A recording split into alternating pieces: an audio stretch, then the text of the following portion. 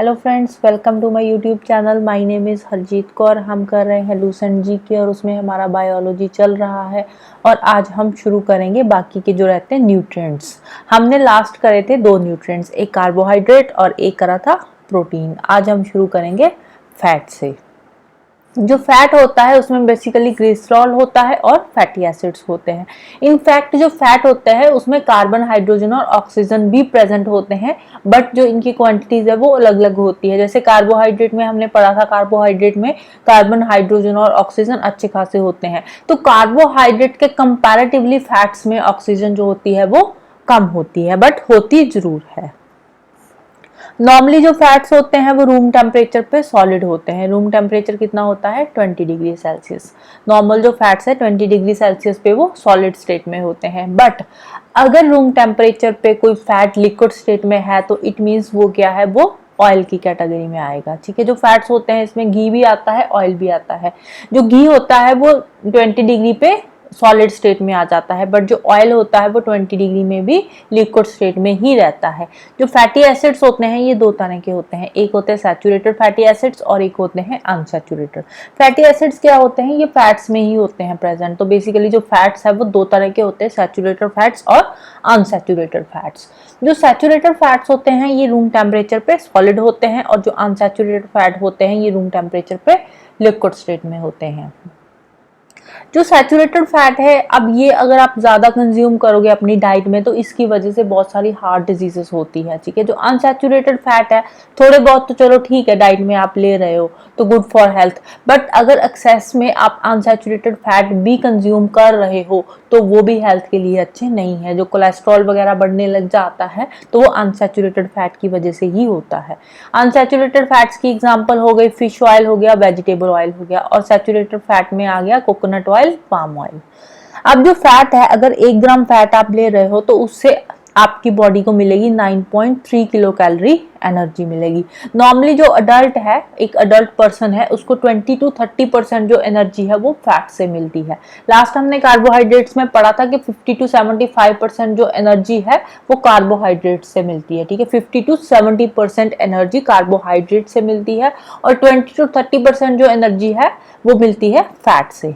जो फैट होती है वो जो फैट स्टोर हो, जो मैक्सिमम एनर्जी पर ग्राम है ना वो फैट से मिलती है। ठीक है, अगर हम पर ग्राम की बात करें तो पर ग्राम कार्बोहाइड्रेट से उतनी एनर्जी नहीं मिलती जितनी फैट से मिलती है। बट फिर बात वही होगी, जो फैट है फैट हम लिमिटेड क्वांटिटी में खाते हैं, इतनी ज्यादा कंज्यूम नहीं कर सकते, बट जो कार्बोहाइड्रेट्स है वो हमें खाने पड़ेंगे। ठीक है, अब आप चपाती खा रहे हो, चपाती तो आप खा जाओगे ना, नॉर्मल पर्सन 2-3 चपातियां तो खा ही जाता है। राइस है, राइस भी नॉर्मल हम एक बॉल राइस का खा जाते हैं जो नॉर्मल एक पर्सन है, अडल्ट पर्सन जो है।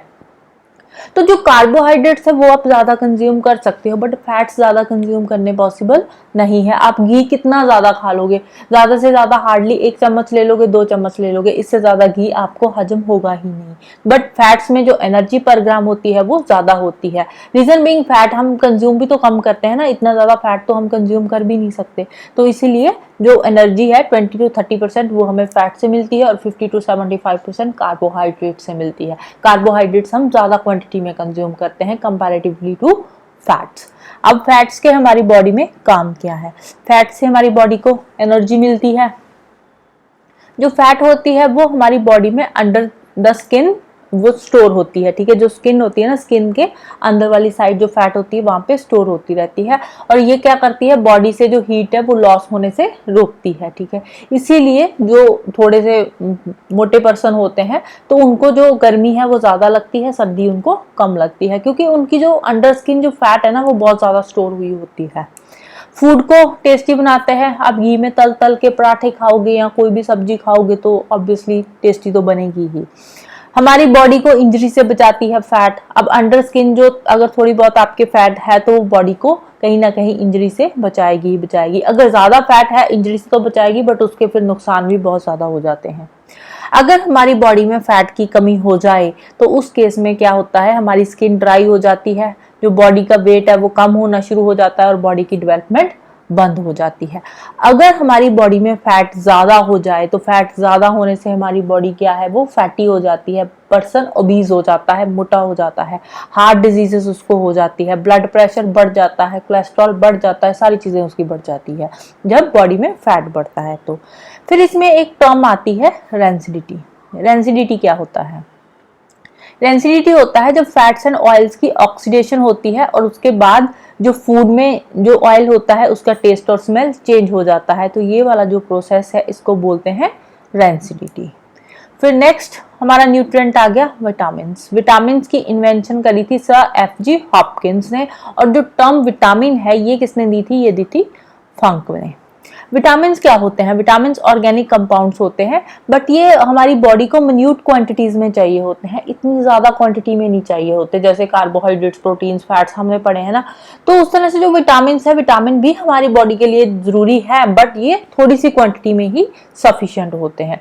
विटामिन से हमें कोई कैलोरी नहीं मिलती, ऐसे नहीं है कि हम विटामिन कंज्यूम कर रहे हैं तो उससे हमारी बॉडी को कैलोरीज मिलेगी, ऐसा कुछ नहीं है। विटामिन से कोई कैलोरी नहीं मिलती, बट हाँ हमारी बॉडी में जो रेगुलर केमिकल रिएक्शंस होती है या मेटाबॉलिज्म का प्रोसेस होता है उसके लिए हमारी बॉडी को विटामिन चाहिए होते हैं। मेटाबॉलिज्म के लिए हमारी बॉडी में जो केमिकल रिएक्शंस होती हैं उनको चलाने के लिए विटामिन हमारी बॉडी के लिए जरूरी होते हैं। जो विटामिन होते हैं वो दो तरह के होते हैं, एक होते हैं वाटर सॉल्युबल और एक होते हैं फैट सॉल्युबल। वाटर सॉल्युबल कौन कौन से है? विटामिन बी और विटामिन सी। फैट सॉल्युबल कौन कौन से विटामिन है? Vitamin A, D, E and के, ये फैट सॉल्युबल विटामिन है। ठीक है, अब ये वाली जो बात है ना, water soluble and fat soluble vitamin कौन कौन से है, ये एग्जाम पॉइंट ऑफ व्यू से इंपॉर्टेंट हो जाता है। एग्जाम में कई बार पूछ लेते हैं कि which of the following are fat soluble vitamin या फिर वाटर सॉल्युबल विटामिन, तो ऐसे क्वेश्चंस एग्जाम में पूछे जा सकते हैं। अब हम देखते हैं कि विटामिन की अगर हमारी बॉडी में डेफिशिएंसी होती है तो उसकी वजह से कौन सी डिजीज होती है और विटामिन के सोर्सेस कौन कौन से हैं, राइट। सबसे पहले देखते हैं विटामिन ए। विटामिन ए का केमिकल नाम क्या है? रेटिनॉल। ठीक है, ये भी थोड़ा सा इंपॉर्टेंट हो जाता है केमिकल नाम, इसको भी एक बार ध्यान से देख लेना। विटामिन ए की डेफिशिएंसी से कलर ब्लाइंडनेस हो जाती है, जीरोफ्थैल्मिया हो जाता है, नाइट ब्लाइंडनेस हो जाती है। जीरोफ्थैल्मिया क्या होता है? ये भी आई डिजीज ही होती है, इसमें आई में इरिटेशन होनी शुरू हो जाती है, ड्राइनेस हो जाती है, तो बेसिकली ये आई से रिलेटेड ही डिजीज है। तो विटामिन ए की डेफिशिएंसी से जितनी भी डिजीजेस होती है वो आई से ही होती है। विटामिन ए मिलता कहाँ से? मिल्क से, egg, cheese, green vegetables, cod liver oil, carrot, इन सब चीजों से हमें विटामिन ए मिलता है। फिर आता है विटामिन बी1। बी1 का केमिकल नाम क्या है? थियामिन। इससे कौन कौन सी डिजीज होती है? इससे डिजीज होती है बेरी। और मिलता कहाँ से है B one? Groundnut, rapeseed, dried chilli, pulses, liver, egg and vegetable से। फिर विटामिन बी2 राइबोफ्लेविन, इसका केमिकल नाम है। डेफिशिएंसी डिजीजेस कौन कौन सी है? क्रैकिंग ऑफ स्किन, स्किन में क्रैक्स आ जाते हैं, आईज रेडिश हो जाती है, जो हमारे लिप्स होते हैं वो फट जाते हैं और माउथ अल्सर्स आने शुरू हो जाते हैं। और मिलता कहाँ से है? मीट से, ग्रीन वेजिटेबल्स और मिल्क से मिलता है। नेक्स्ट है विटामिन बी3। बी3 का केमिकल नाम क्या है? निकोटिनामाइड और नियासिन। इसकी वजह से कौन कौन सी डिजीज होती है?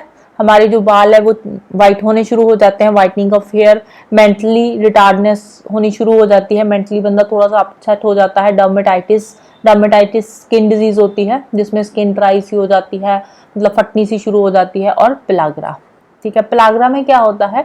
पिलाग्रा एक ऐसी डिजीज है, इसमें जो हमारी बॉडी है ना वो न्यूट्रिएंट्स को अब्जॉर्ब करना बंद कर देती है। जब बॉडी न्यूट्रिएंट्स को अब्जॉर्ब करना बंद कर देगी तो उसके बाद पर्सन की धीरे धीरे डेथ हो जाती है।